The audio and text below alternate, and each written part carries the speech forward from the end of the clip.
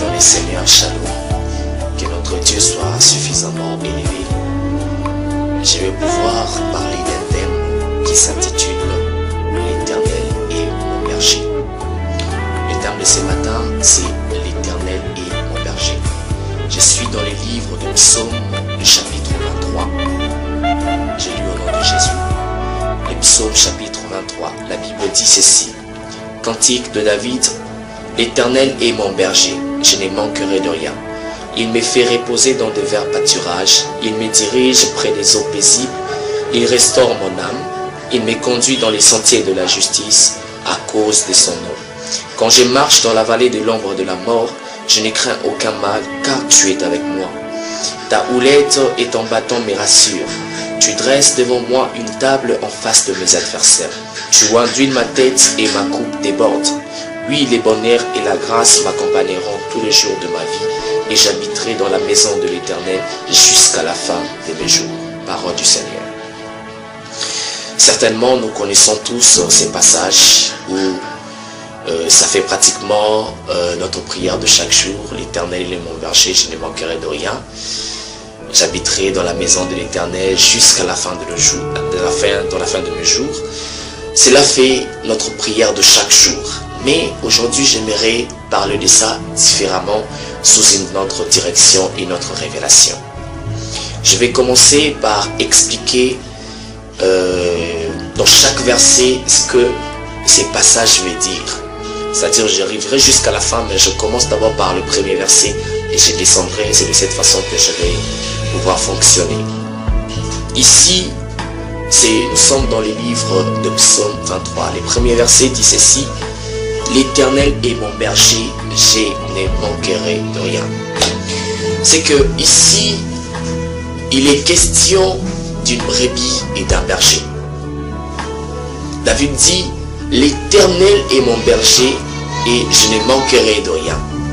Je ne manquerai de rien non parce que je pars à l'église chaque jour. Je ne manquerai de rien non parce que je pense être plus chrétien ou parce que j'ai pris fort, j'écris fort. Non, je ne manquerai de rien parce que l'Éternel est mon berger. Il a très bien dit, l'Éternel est mon berger, je ne manquerai de rien. C'est-à-dire dans notre vie chrétienne, sur cette vie ou sur ce chemin auquel nous sommes appelés à servir, nous ne manquerons de rien que lorsque l'Éternel deviendra notre berger. Nous ne manquerons de rien que lorsque l'Éternel deviendra notre vrai berger. Si tu veux manquer de rien, si tu veux toujours avoir la promesse et de ne manquer de rien, il faudrait que l'Éternel soit ton berger. Si l'Éternel n'est pas ton berger, tu manqueras de choses. Si l'Éternel n'est pas ton berger, tu n'auras pas de choses. Mais si tu ne veux pas manquer de choses, il faudrait que l'Éternel soit ton berger. J'aimerais dire à quelqu'un ce matin, laisse que l'Éternel soit ton berger pour que tu ne manques de rien. Mais comment l'Éternel sera ton berger? Si tu lui donnes ta vie, si tu lui donnes ton temps, si tu lui donnes tout de toi. C'est qu'un berger est celui qui a le pouvoir sur sa brebis. Un berger c'est celui qui protège sa brebis. Un berger c'est celui qui a un mot à dire sur sa brebis. Un berger est celui qui a sa brebis entre ses mains. C'est-à-dire pour que l'Éternel soit ton berger, il suffit seulement de donner ta vie. Non seulement ta vie à Jésus, mais tout de toi à Jésus. Il faudrait que Dieu puisse avoir le contrôle de ta vie. Il faudrait que Dieu puisse être le maître de ta vie. Beaucoup de gens ont donné leur vie à Jésus, mais Jésus n'est pas leur maître. Jésus n'a pas leur vie et Jésus n'a pas pris tout leur temps. Ne t'arrête pas à passer devant l'église quand les pasteurs fait l'appel pour vous faire recevoir Jésus-Christ, mais il y a aussi des choses à faire. Ce que tu dois tout donner, tu dois crucifier tout de toi. Tu dois donner ton temps, ta vie, te sacrifier pour dire, j'accepte maintenant de suivre que les directions de mon maître, de mon berger. Une brebis ne suit que la direction de son berger.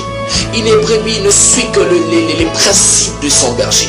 Si tu ne veux pas manquer de quelque chose, il faudrait que tu suives le directive de ton berger. Il faudrait que tu sois sous la conduite de ton berger. Il faudrait que Dieu soit le maître de ta vie. Il faudrait que lui seul puisse avoir la décision finale de ta vie.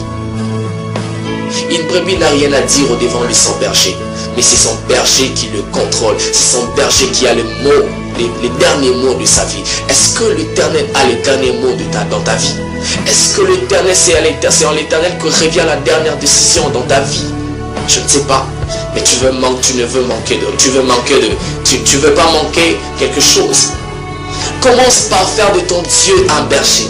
Commence par faire de ton Dieu un maître de ta vie. Commence par déposer entre les mains du Seigneur ou sur le trône du Seigneur la décision finale de ta vie. Et tu ne manqueras de rien. Et quand tu prends la décision de mal agir, il y a certainement une conscience qui vient te dire, ne le fais pas. Est-ce que tu agis par rapport à ce que tu penses ou par rapport à ce que cette conscience vient te dire? Si tu agis par rapport à ce que tu as toujours pensé ou à ce que ton âme a toujours désiré, je te dis que tu es le seul maître de ta vie. Si tu veux savoir que Jésus est le maître de ta vie, quand tu prends la décision pour faire du mal, et quand le Saint-Esprit arrive pour t'interdire, quand tu obéis à l'Esprit, c'est que l'Éternel est ton maître. Il te suffit seulement de lui laisser la place. Laisse-lui la place d'agir et laisse-lui cette grande place de devenir un berger dans ta vie. Quand tu passes devant pour recevoir Jésus, mais que cela ne s'arrête pas à ce niveau, mais que ça parte encore plus loin pour que tu lui laisses le pouvoir et le contrôle de ta vie. L'Éternel est mon berger, je ne manquerai de rien. C'est-à-dire, l'Éternel est mon berger et il me donne la promesse de ne manquer de rien. J'aimerais dire à quelqu'un, tout celui qui est une vraie brebis pour l'Éternel, tu ne manqueras de rien. Tout celui qui est une vraie brebis pour l'Éternel, tu ne manqueras de rien. Tout ce qu'il t'a promis, tu l'auras parce que tu lui as donné ton temps, ta vie et tout de toi et parce qu'il est devenu le maître de ta vie. Le deuxième verset dit ceci. Il me fait reposer dans de verts pâturages, il me dirige près des eaux paisibles. Il me dirige près des eaux paisibles. Avant que Dieu ne te dirige près des eaux paisibles, il doit certainement être ton berger. Voyez, il me dirige, c'est-à-dire il marche avec moi. Tu veux marcher avec le Seigneur. Tu veux faire de pas avec le Seigneur. Tu veux vivre avec le Seigneur.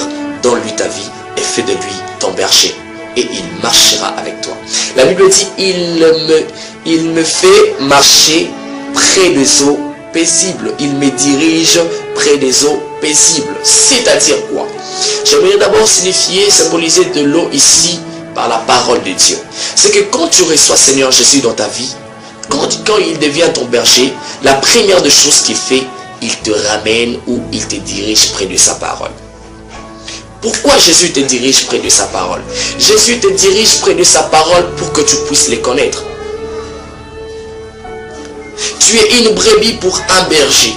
Et pour que cette relation soit efficace, il faudrait que tu les connaisses et que lui aussi te connaisse. Il faudrait qu'il y ait une connaissance entre vous deux. Il faudrait que tu puisses connaître ton Dieu. Il faudrait que tu puisses connaître ton berger. Mais pour les connaître, tu vas les connaître, il faudrait que tu sois près de sa parole. Ce n'est que dans la parole de Dieu que tu connaîtras Dieu. Ce n'est que près de sa parole que tu connaîtras sa profondeur. Ce n'est que près de sa parole que tu connaîtras qui il est et comment il fonctionne. Il t'amène, il te dirige près de sa parole pour que tu les connaisses. Il te dirige près de sa parole pour que tu saches comment fonctionner avec lui. Il y a beaucoup de gens qui ont donné leur vie à Jésus, qui ont donné leur vie au Seigneur, mais qui ne savent pas comment Dieu fonctionne. Pour savoir comment Dieu fonctionne, il suffit seulement d'être près de sa parole. Pour savoir comment Dieu fonctionne, il suffit seulement de te familiariser avec sa parole. Il suffit seulement de donner ton temps à méditer la parole de Dieu, à être dans la prière, à passer beaucoup ton temps dans les instants divins. C'est-à-dire, tu es là en train de prier, tu es là en train de méditer. C'est dans ces instants-là que tu connaîtras ton Dieu.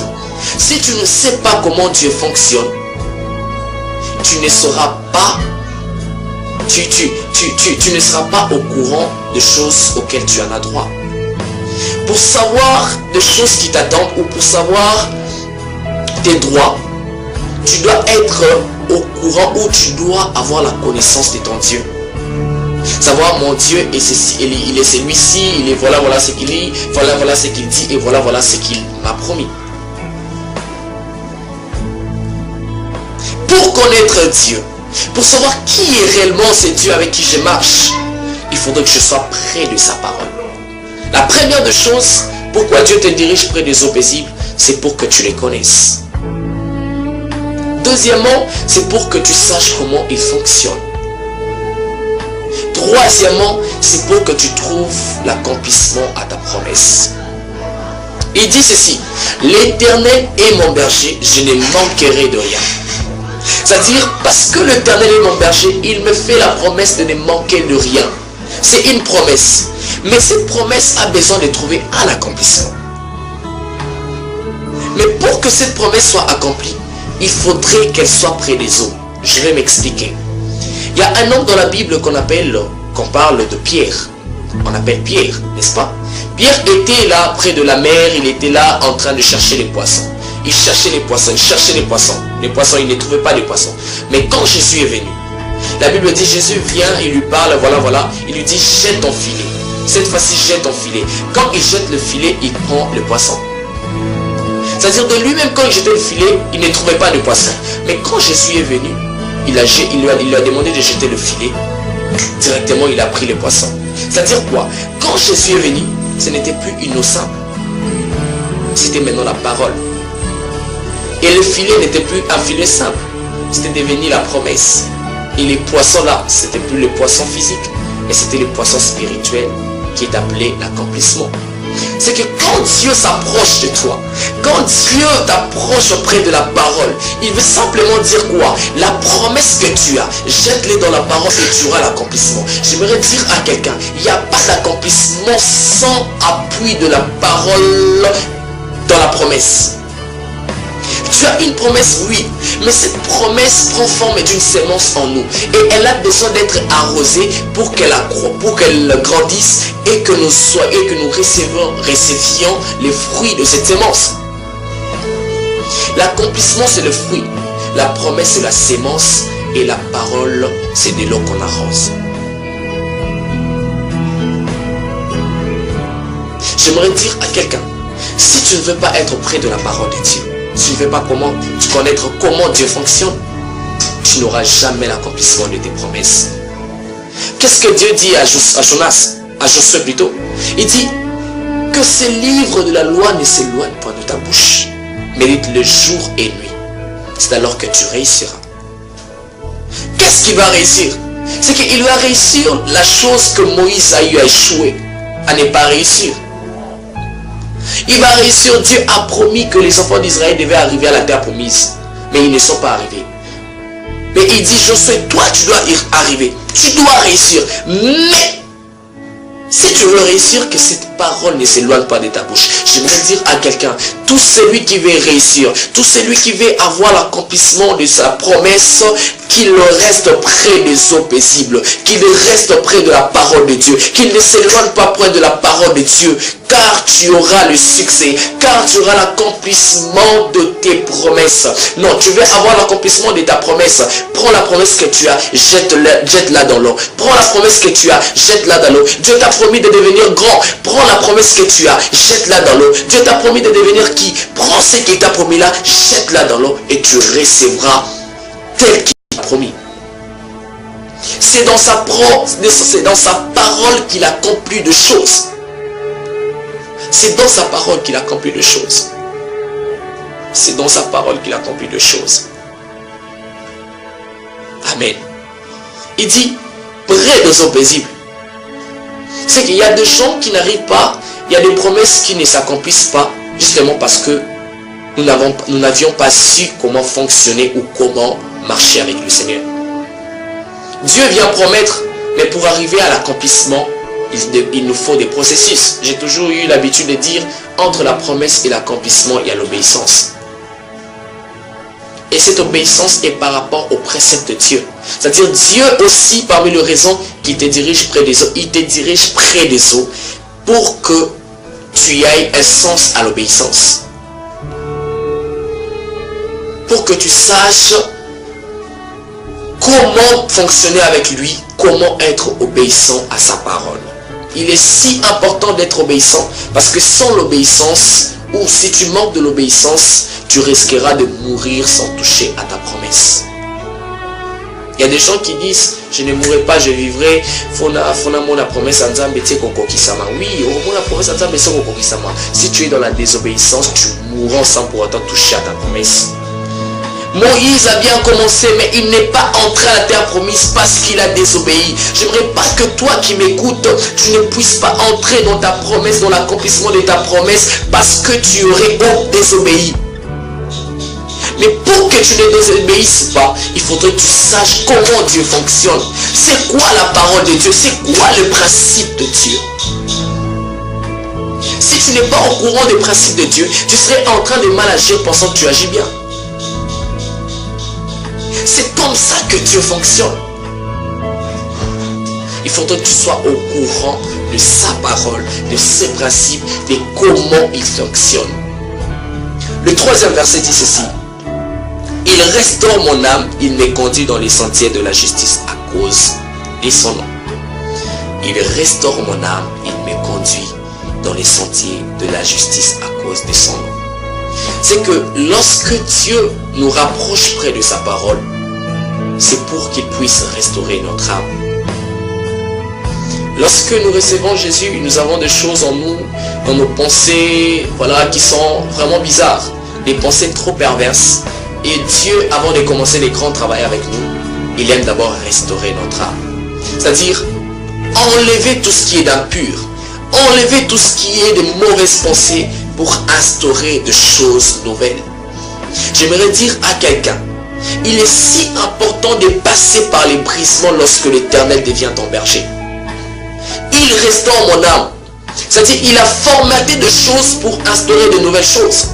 Il a enlevé des anciennes choses pour mettre de nouvelles choses. Les brisements, la séparation. Il est si important lorsque l'Éternel devient ton berger de passer par les brisements. Un temps où Dieu enlève des choses anciennes qui étaient en toi. Un temps où Dieu tue ton vieil homme. Un temps où Dieu tue ton pot, ton tasse. Un temps où Dieu te rend pâle. Un temps où Dieu tue tes yeux. Un temps où Dieu tue l'impudicité. Un temps où Dieu tue de mauvaises choses. Il restaure ton âme. C'est-à-dire parce que l'Éternel est ton berger et que tu es près des eaux paisibles, tu ne dois plus être le même. Vous voyez comment se passe le processus?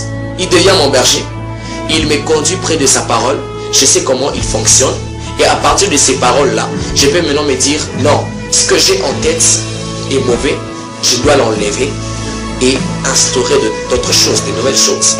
C'est que la parole de Dieu révèle en nous de mauvaises choses. La parole de Dieu est une lumière. Et lorsqu'elle entre dans notre vie, elle révèle des choses, elle révèle des choses ténébreuses. Et c'est à ces moments-là que nous pouvons les liquider, nous pouvons l'enlever, nous pouvons les ôter.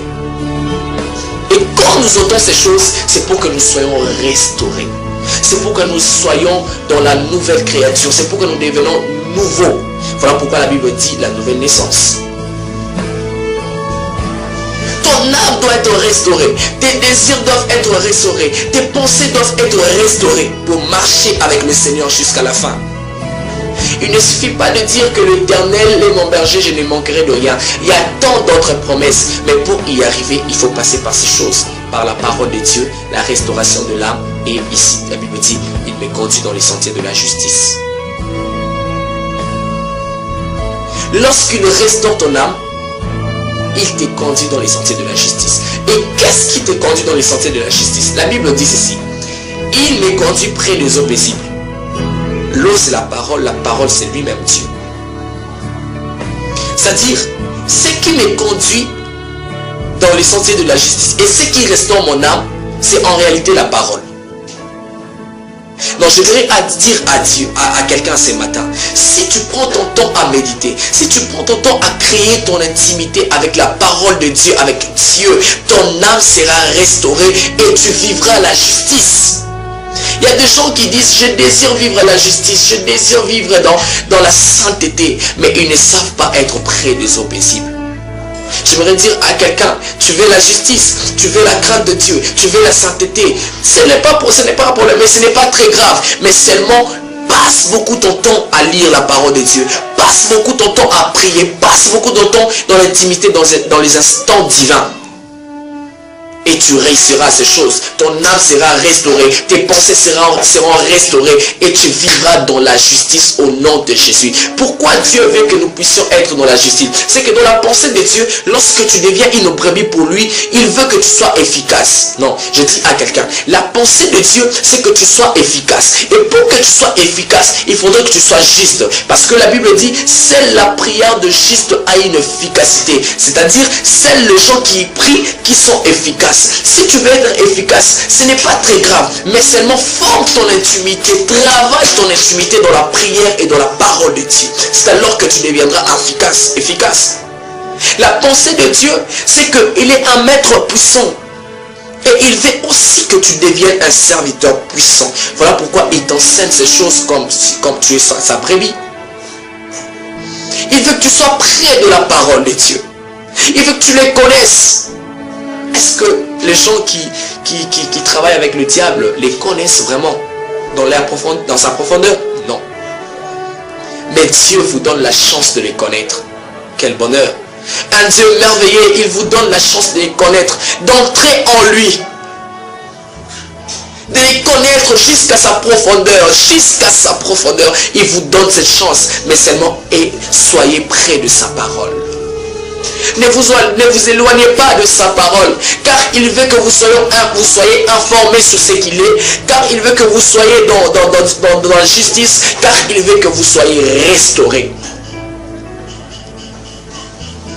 Pour qu'il vienne déposer de nouvelles choses en vous, il doit commencer d'abord par ôter des anciennes choses. Dieu, pour créer ou pour faire une nouvelle alliance, il devait d'abord venir tuer l'ancienne alliance. L'ancienne alliance devait d'abord tomber pour que la nouvelle alliance entre maintenant. C'est-à-dire, de nouvelles choses ne peuvent commencer en toi s'il y a des anciennes choses. Car Dieu ne voudra pas mélanger de choses. Que les choses viles soient mélangées avec les choses précieuses. Voilà pourquoi il dit à Jérémie, sépare ce qui est précieux avec ce qui est vil. Tu deviendras ma bouche. Je ferai de toi ma bouche. Ils te feront la guerre, mais ils ne te vaincront pas. Oui, il y a des promesses. Mais avant que ces promesses n'arrivent dans ta vie, tu dois être restauré. Mais pour être restauré, il faudrait que tu sois près de la parole de Dieu. Je ne sais pas si vous comprenez cette nuance. Il me conduit dans les sentiers de la justice. Le il là, c'est Jésus qui est la parole. Si tu es près de Jésus, tu seras près de la parole. Si tu es près de la parole, tu seras près de Jésus. Si tu as une relation d'intimité avec la parole, tu auras une relation d'intimité avec le Seigneur. C'est alors que tu deviendras efficace. Est-ce que vous me comprenez? Amen, amen. Dans les sentiers de la justice. Quand je marche dans la vallée de l'ombre de la mort, je ne crains aucun mal car tu es avec moi. Quand je marche dans la vallée de l'ombre de la mort, je ne crains aucun mal car je sais. Je ne crains pas la mort, je ne crains aucun mal, je ne crains rien car je sais que tu es avec moi. Pourquoi je sais qu'il est avec moi? Parce que j'ai eu à former ma relation d'intimité avec lui près de sa parole. Pourquoi je sais qu'il est avec moi? Parce que en moi je n'ai plus de mauvaises choses, des anciennes choses, car il a restauré mon âme. Pourquoi je sais qu'il est avec moi? Parce que je sais je suis dans la justice et Dieu marche avec de juste. Voilà pourquoi je ne craindrai pas. Si tu ne marches pas selon la parole de Dieu, si tu n'es pas près de la parole de Dieu, si tu n'es pas restauré, si tu n'es pas dans la justice, ne prends pas cette arrogance ou ne parle pas avec tant d'arrogance pour dire les démons ne mourront pas, les démons ne me vaincront pas. Je te dis que tu tomberas, car ce qui fait que tu sois poussant, ce qui fait que le diable ne t'attaque pas, ce n'est pas la grandeur de ta parole, ce n'est pas les phrases que tu exprimes, mais c'est la justice que tu as eu à former en toi et c'est la parole de Dieu qui a eu à prendre place dans ta vie. Il y a des gens qui disent, oui, il y a des gens qui disent ça, n'est-ce pas?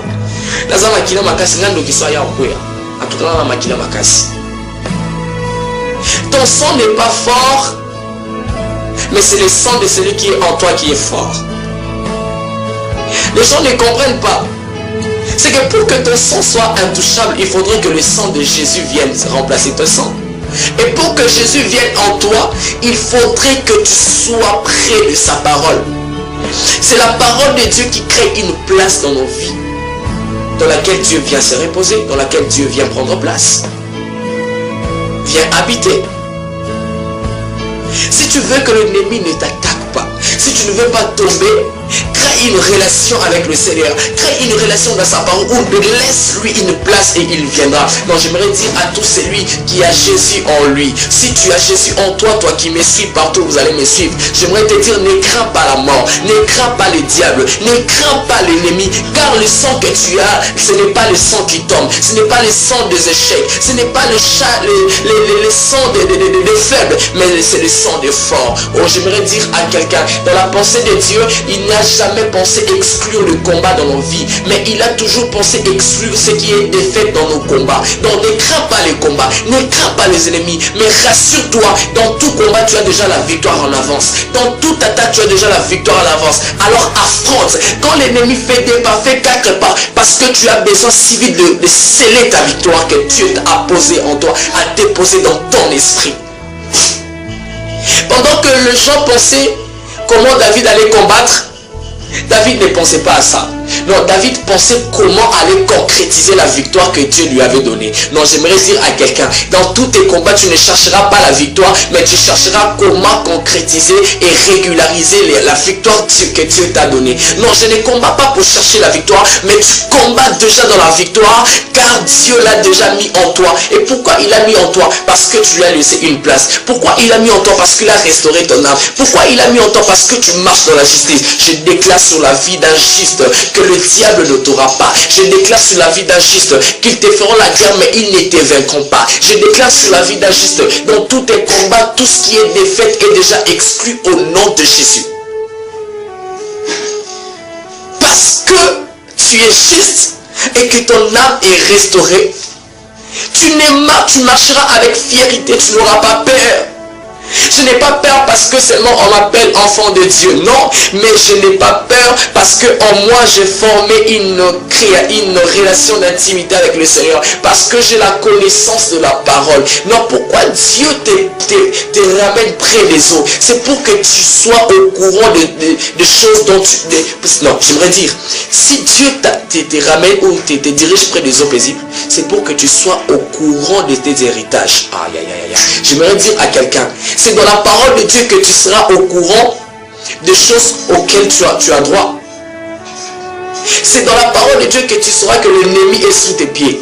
C'est dans la parole que tu sauras que l'ennemi ne peut pas te vaincre. C'est dans la parole que tu sauras que tu es fils.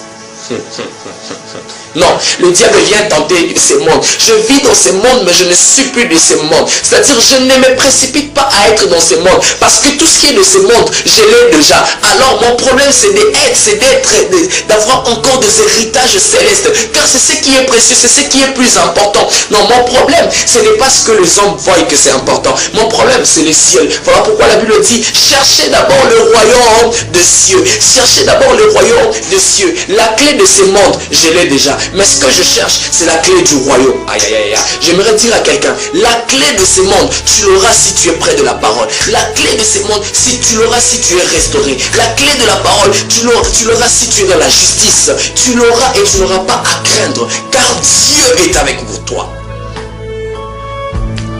Dieu est avec toi. Dieu est avec toi. Tu n'auras pas à beaucoup craindre, parce que tu sais qui tu es. C'est dans la parole de Dieu que tu connaîtras ce que Dieu est et ce que tu es. C'est que Dieu, il veut d'abord se faire connaître et pour qu'il te fasse aussi connaître qui tu es. Voilà pourquoi j'ai toujours dit qu'avant que Dieu définisse ce qui nous sommes, il commence d'abord par se définir. C'est dans la parole de Dieu que Dieu se définit et par après il définira qui tu es. Même quand je marche dans la vallée de l'ombre de la mort, je n'ai craint aucun mal, car je sais que Dieu est avec moi. J'aimerais dire à quelqu'un, quand les hommes viennent te combattre, ne crains rien, parce que tu sais que Dieu est avec toi. Quand les hommes viennent pour te chercher la mort, ne crains rien, parce que tu sais que Dieu est avec toi. Je ne tomberai pas, parce que Dieu est avec moi. Je n'aurai pas peur parce que Dieu est avec moi. Mon Dieu qui est avec moi ne tombe jamais. Parce qu'il ne tombe jamais, moi aussi je tomberai jamais. Même si je passe par le feu, je n'ai pas de problème. Je sais que je ne serai pas brûlé. Parce que le Dieu qui est en moi est un feu de vent. Le feu ne peut jamais faire brûler le feu. Aïe, aïe, aïe, aïe, J'ai dit ceci, le feu ne peut jamais faire brûler le feu. Parce que nous sommes de la même nature. Comment tu peux me faire du mal? J'aimerais te dire, même si on te fait entrer dans on te jeté dans une fournaise de feu, tu n'écrains rien, parce que ton Dieu qui est en toi a la même nature que cette fournaise. Aïe aïe aïe. J'aimerais dire, même si on te jette dans la fosse au lion, n'écrains rien parce que ton Dieu aussi a cette nature. On l'appelle le lion de la tribu de Juda. Quand vous me jetez dans la fosse au lion, je deviens un lion parce que celui qui est en moi est un lion. Oh, l'enfant d'un lion est un lion. Parce que mon père est un lion, je suis un lion. Un lion ne peut pas me manger parce que nous sommes de la même nature. Aïe aïe aïe aïe. Je veux dire, nous sommes de la même nature. Aïe aïe aïe. Dans toutes les situations auxquelles je serai confronté, Dieu prendra cette nature pour que cela ne me fasse aucun mal. J'aimerais dire à quelqu'un, Dieu prendra cette nature pour que cela ne te fasse aucun mal. Dieu a pris la nature de la vie, il a pris la nature de la mort. Voilà pourquoi il a dans le pouvoir. Il a pris la nature de la lumière et il a pris la nature du ténèbre. Voilà pourquoi il a le pouvoir. J'aimerais dire à quelqu'un, j'ai la nature de la lumière et j'ai la nature du ténèbre. Mais l'ennemi n'a que la nature du ténèbre. Et ce qui fait que je sois plus fort que lui. Quand je viens, je peux être petit, mais je dominerai sur lui. Non. J'aimerais dire à quelqu'un, quand je viens, bien que je serai petit, mais je lui donnerai la lumière. Je m'imposerai sur lui. La lumière s'impose toujours sur les ténèbres. J'aimerais te dire, si tu es près de la parole de Dieu, tu deviendras une lumière et tu t'imposeras sur tes ennemis. Tu t'imposeras sur les diables. Tu t'imposeras sur tous ces gens qui te combattent au nom de Jésus. C'est de cette façon que Dieu fonctionne. Je ne crains aucun mal parce que Dieu est avec moi. Même quand il me jette partout, je ne crains aucun mal, car Dieu est avec moi. 123 toujours. Je vais bientôt finir. Il dit ceci. Tu dresses devant moi une table en face de mes adversaires. Tu oins d'huile ma tête et ma coupe déborde. Jésus. Près des eaux paisibles, j'étais seul. Mais pour me oindre d'huile, tu dois me sortir. Pourquoi? C'est qu'ici, il dit, tu traces une table devant mes adversaires. On est en face. Tu oins d'huile ma tête et ma coupe déborde. Tu oins d'huile ma tête et ma coupe déborde. Aïe, j'aimerais dire à quelqu'un, Dieu ne t'élèvera pas dans les secrets. Dieu ne t'élèvera pas là où tu seras seul. Mais Dieu te lèvera là où il y aura de gens. J'aimerais dire à quelqu'un, parce que près de la parole, tu étais seul. Mais quand il faudrait que le fruit de la parole sorte, ce ne serait pas en secret. Pour s'aimer la parole en toi, c'est dans les secrets. Mais pour que le fruit de cette parole sorte en toi, ce ne serait plus dans les secrets. Oui. J'ai tué les lions dans les secrets. Moi, David, personne n'était là. Mais parce qu'il s'agit d'entrer dans la maison royale, il faudrait que je tue Goliath devant les gens. Aïe, j'aimerais dire à quelqu'un, ça arrive, c'est pour bientôt. Continue d'abord ton intimité avec la parole. Continue d'abord à s'aimer la sémence là, cette parole en toi. Quand il s'agira de fruits, Dieu ne te le sortira pas en secret, mais il te le sortira devant tes ennemis. J'aimerais dire à quelqu'un, Dieu ne te le sortira pas en secret, mais devant tes ennemis. Pourquoi il veut que la parole soit en secret? Parce que là, c'est le secret. Le secret, ce n'est que toi-même qui dois le savoir. Comment il y a des gens qui, lorsqu'ils travaillent, ils ne veulent pas que des gens connaissent comment ils travaillent parce qu'ils ont peur qu'ils soient détruits. Dieu ne veut pas que ta grandeur, la source de ta grandeur soit connue, de peur qu'elle soit détruite. J'aimerais dire à quelqu'un, la source de ta grandeur ne sera pas arrachée parce qu'elle est en toi. Et la seule personne qui a le pouvoir de ton intérieur, c'est Dieu. Il oint ta tête et ta coupe déborde. Il oint ta tête et ta coupe déborde. C'est-à-dire, il commence par te oindre en secret, mais avec le temps, ça va déborder. J'aimerais dire à quelqu'un, il va commencer à te travailler dans les secrets. Les gens ne sauront pas, mais avec le temps, ça va déborder. Avec le temps, ça va déborder. Et quand est-ce que l'huile déborde? C'est lorsque les hommes nous éprouvent. Non, c'est lorsque les hommes nous poussent dans le feu. Nebuchadnezzar a poussé ces trois jeunes dans le feu. Il a bien dit, il a jeté 3 personnes, mais de loin il voyait 4 personnes. là la coupe commence à déborder. Non, j'aimerais dire à quelqu'un, ne crains pas les moments difficiles qui t'arrivent. C'est dans ces moments-là que ta coupe va déborder. Ne crains pas la prison, Joseph, parce que c'est à partir de cette prison que ta coupe va déborder. La coupe de Joseph ne va pas déborder dans la maison de son père, non. Ta coupe ne débordera pas avec le chant. Ta coupe ne débordera pas dans de bons moments seulement, mais ta coupe débordera après que tu passes par le feu, après que tu passes par les brisements. Pourquoi? Parce qu'en réalité, Dieu t'a déjà restauré. Tu es devenu vide. Dieu t'a déjà restauré, tu es devenu vide. Les gens ne voient plus de choses en toi. Les gens te pensent que tu es devenu vide, n'est-ce pas? Pendant un certain moment, les gens se demandent, mais il est devenu comment celui-ci? Il a maigri. Il n'est plus beau. Il n'est plus belle. Quand il dit ça, ne te décourage pas. Dis-toi seulement, oui, je suis plus beau. Je ne suis plus gros. Je ne suis pas gros. Dieu vient de me restaurer. Aïe, aïe, aïe. Je vais dire à quelqu'un, Dieu t'a restauré. Pourquoi Dieu t'a restauré? C'est pour qu'il trouve une grande place en toi pour qu'il agisse. Aïe, aïe, aïe, aïe. Je dis pour que Dieu trouve une grande place en toi pour qu'il agisse. Vous savez, si tu peux avoir une carte mémoire de 2 gigas. Tu as mis des chansons, tu as mis beaucoup de choses, ça te reste que quelques mégas.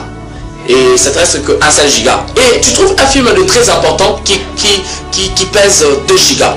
Qu'est-ce que tu feras? Tu formatteras cette carte pour que tu mettes ce qui est important. Aïe, aïe, aïe, aïe, aïe. Si tu as toutes ces choses que tu as perdues, tu n'as plus ces choses-là aujourd'hui. J'aimerais te dire, pour Dieu, ces choses-là n'ont jamais été importantes. Ne regrette pas les choses passées, car pour Dieu, ça n'a jamais été importante. Si c'était important que Joseph reste dans la maison de son père, près de Jacob, Dieu n'allait pas permettre à ce que Joseph aille loin de son père.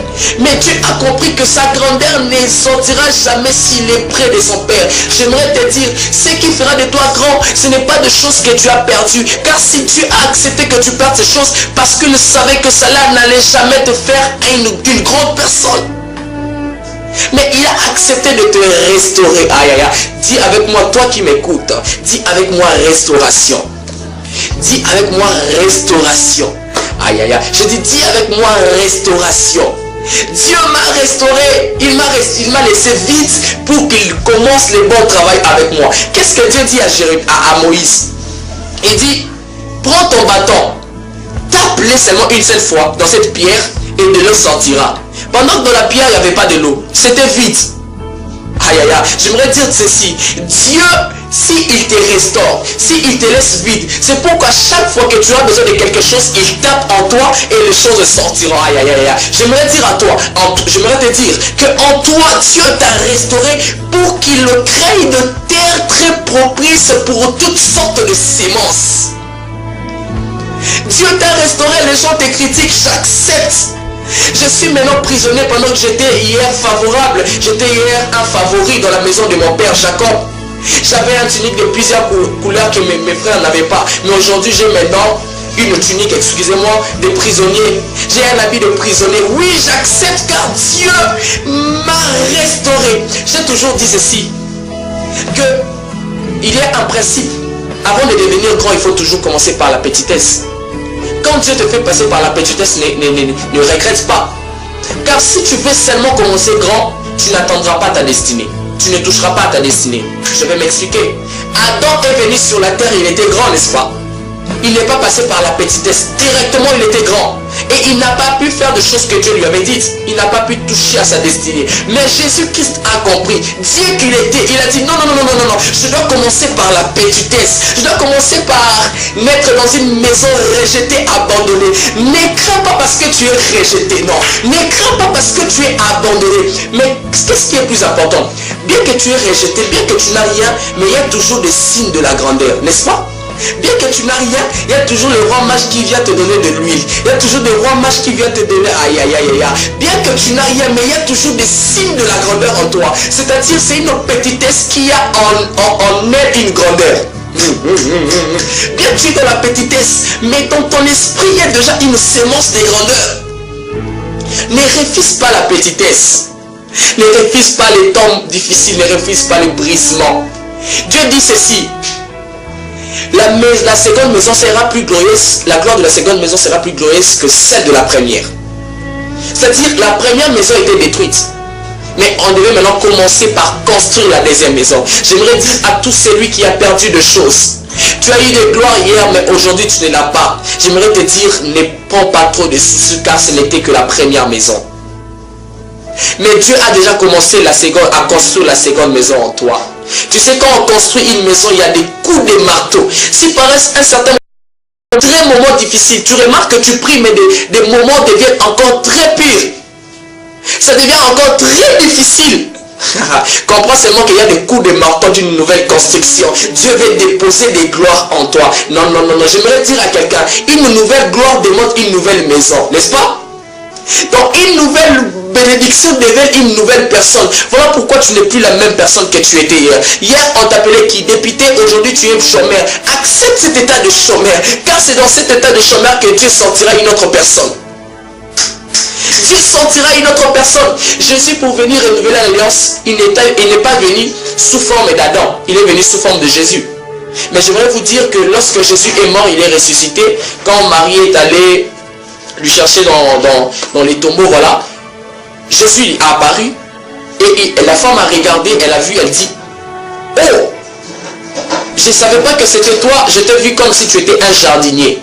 En réalité, Jésus aussi était un Adam, mais le second Adam. Il n'est pas venu sous forme où il n'a pas pris le nom du premier Adam, parce qu'il savait qu'il devait prendre un nom nouveau pour que de nouvelles choses commencent. J'aimerais dire à quelqu'un, aujourd'hui on t'a donné des noms, n'est-ce pas? On t'a donné des noms, on t'insulte, on te donne toutes sortes de noms. Ne refuse pas ces noms. Accepte.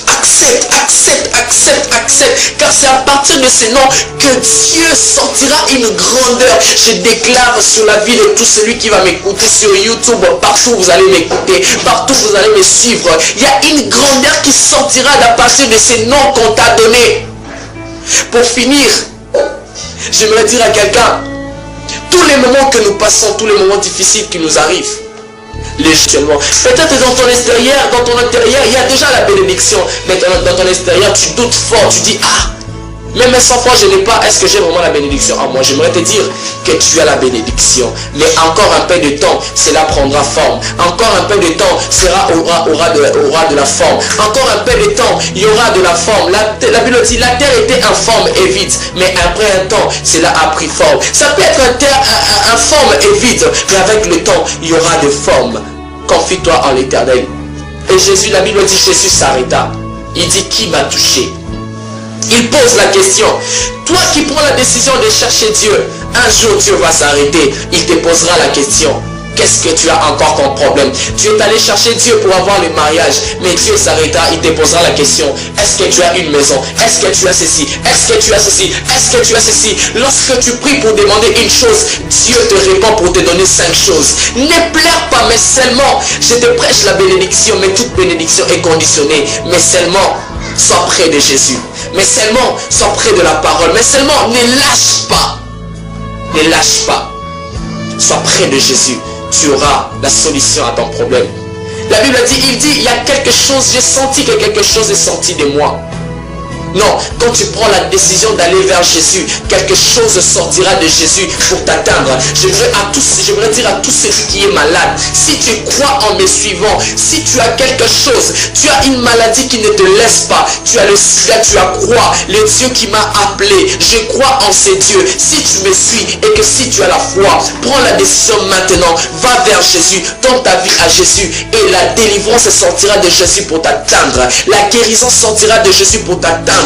Partout où tu me suis, je te parle. Crois en Jésus et tu auras la vie. Ce qui est en Jésus, c'est la vie.